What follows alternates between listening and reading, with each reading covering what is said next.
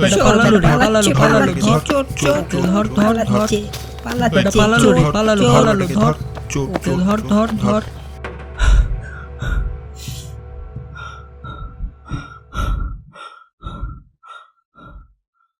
যাক বাবা, বেঁচে গেছি। আর একটু হলেই ধরা পড়ে যাচ্ছিলাম।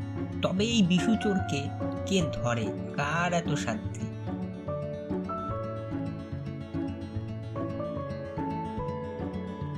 আজকে মিত্তিরদের বাড়িতে ভালোই দানমাল। যাক বাবা, শুয়ে পড়ি।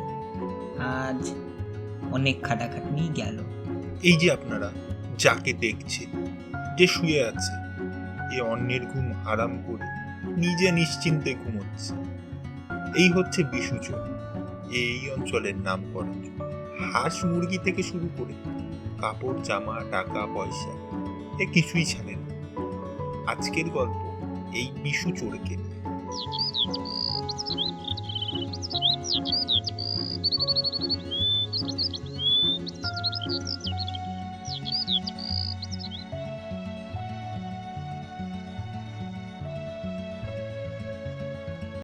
এই বিশু, বিশু চোর।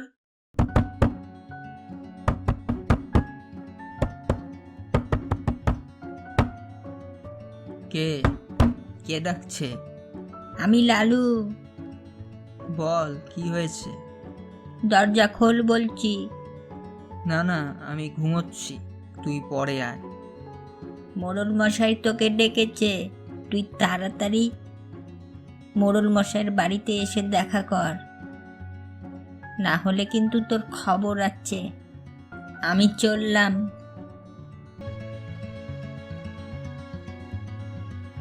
কি ব্যাপার, মোড়ল মশাই ডাকলেন? গতকাল মিত্তিরদের বাড়িতে যে চুরি করলাম, তা কি মোড়ল মশাই জেনে গেল? না, ব্যাপারটা তো বুঝতে পারছি না, মাথায় ঢুকছে না। না কেউ আমার নামে কমপ্লেন করে যে মোড়ল মশাই সকাল সকাল আমাকে ডেকে পাঠালো?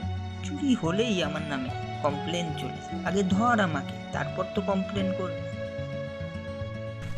সকাল সকাল বিশু মোড়ল মশাইয়ের সাথে দেখা করতে মোড়ল মশাইয়ের বাড়ির দিকে রওনা দেয়। রাস্তা দিয়ে চলতে চলতে বিশু ভাবতে থাকে যে মোড়ল মশাই তাকে কেন ডাকল।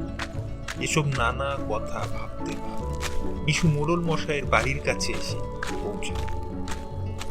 কিরে, মোড়ল মশাই কই? মোড়ল মশাইকে ডাক। ডাকছি ডাকছি, মোড়ল মশাইকে ডাকছি। তুমি এত ব্যস্ত কেন? চুরি করতে যাবে নাকি?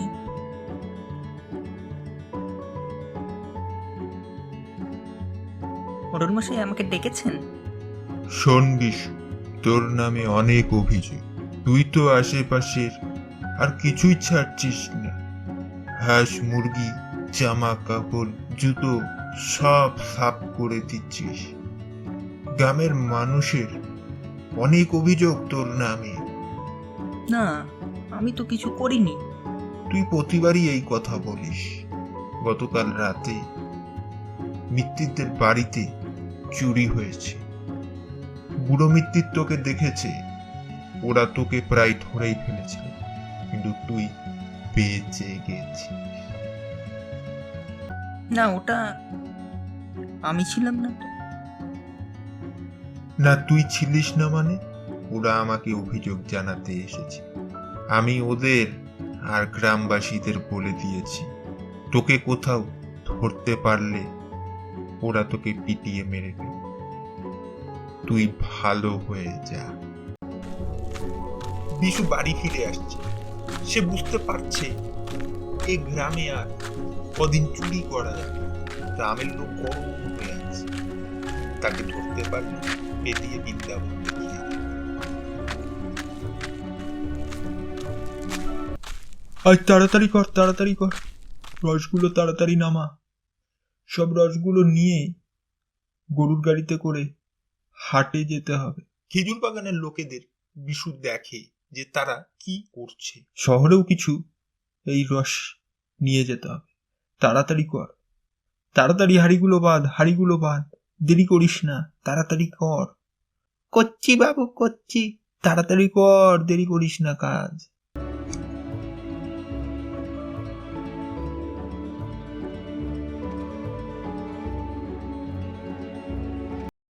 এই গ্রামে কদিন আর চুরি করতে যাওয়া যাবে না। হ্যাঁ, আজ সকালে খেজুর বাগানে দেখলাম যে কিছু লোক খেজুরের রস পাড়ছে, তারা গুড় তৈরি করছে। ওরা রাত্রেবেলা বাগানে থাকে না, বিকেলবেলা হাঁড়ি বেঁধেই ওরা বাড়ির দিকে রওনা হয় আর ভোরবেলা এসে রস পাড়ে। এ ফাঁকে রাত্রেবেলা আমি ওদের রস চুরি করি আর সেই রস শহরে গিয়ে বেচে আসবো। শুনেছি এই খেজুর বাগানে ভূত আছে, তাই রাতে ওধারে কেউ যায় না। যাই দেখি কি হয়। এ চোর, মানুষ দেখেই ভয় পায় না, আর ভূত কোথাকার কোন ছাই। এই তো খেজুর বাগানের কাছে এসে পড়েছি, যাই এবার বাগানে ঢুকে পড়ি, তাড়াতাড়ি কাজ সারতে হবে। এভাবে বিশু খেজুর বাগানের ভেতর ঢুকে পড়ে। এ বাবা, গাছের ওপর ওখানে কে বসে আছে? কে কে ওখানে? এ দৃশ্য দেখে বিশুর দেহে হিমশীতল ঠান্ডা স্রোত বয়ে যায়। তার হাত পাগুলো বরফের মতো ঠান্ডা হয়ে যায়। সে কিছু সময়ের জন্য তার চিন্তা ভাবনা ভয় সব বন্ধ হয়ে যায়। এভাবে কিছু সময় যায় এবং কিছু সময় পর বিশু স্বাভাবিক হয় এবং সে সময় বিশু দিকবিদিক জ্ঞান না পেয়ে দৌড় দেয় বাড়ির দিকে। বিশু দৌড়াতে থাকে, তার হাত পা অসাড় হয়ে যাচ্ছিল, তার শরীর থেকে সব শক্তি নিঃশেষ হয়ে যাচ্ছিল, সে দৌড়াতে পারছিল না, তাও সে দৌড়াচ্ছিল বাঁচার জন্য।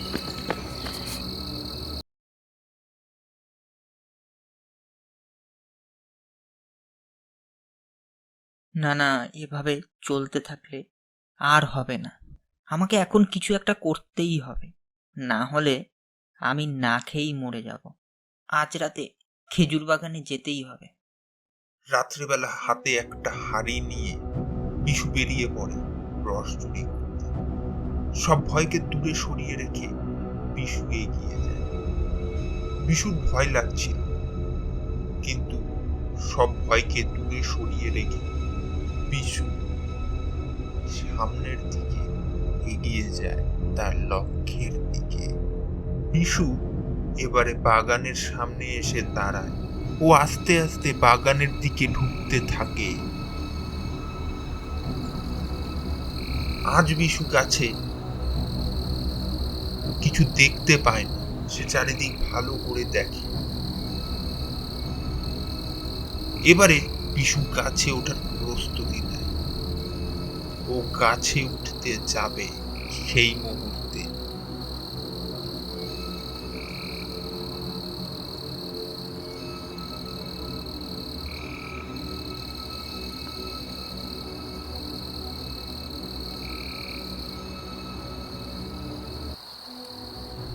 কি রে, তুই আবার আজকে এসেছিস এই খেজুর বাগানে রস চুরি করতে? না মানে? না মানে কি, তুই তো চুরি করতে এসেছিস। তোর কি আমাকে দেখে ভয় লাগছে না? হ্যাঁ। তবে এসেছিস কেন? না, আমি কত কিছু খাইনি। কেন? আমি আর চুরি করতে যেতে পারছি না। মোড়ল মশাই গ্রামবাসীকে বলে দিয়েছে, আমাকে যদি কেউ কোথাও চুরি করতে দেখতে পায় বা আমাকে ধরতে পারে, তাহলে তারা আমাকে পিটিয়ে মেরে ফেলবে। তাই আমি এখানে চুরি করতে এসেছি এই খেজুর বাগানে। ও, কেউ রাত্রেবেলা এখানে আসলে আর বেঁচে ফেরে না, তুই বেঁচে গেলি। আমিও তোর মতো চোর ছিলাম, এই গাছে রস চুরি করতে এসে পড়ে গিয়ে মারা যায়, আর তখন থেকেই ভূত হয়ে এই বাগানেই আছি। তুই আর কোনোদিন চুরি করিস না। আজকে তোকে একটা হাঁড়ি দিচ্ছি, এর কাছে তুই যা চাবি তুই তাই পাবি। তুই আর চুরি করিস না, তুই ভালো হয়ে যা, তোর আর কোনো অভাব থাকবে না। না, আমি আর কোনোদিন চুরি করব না। আমি আজ থেকে ভালো হয়ে যাব। বিশু সেই জাদুর হাড়ি নিয়ে বাড়ির দিকে রওনা দেয় এবং তার দিন বদলে যায়। সে আস্তে আস্তে গরিব থেকে ধনী হয়ে ওঠে খুব অল্প সময়ে এবং সে সুখে শান্তিতে বসবাস করতে থাকে সেই জাদুর হাড়ির জন্য।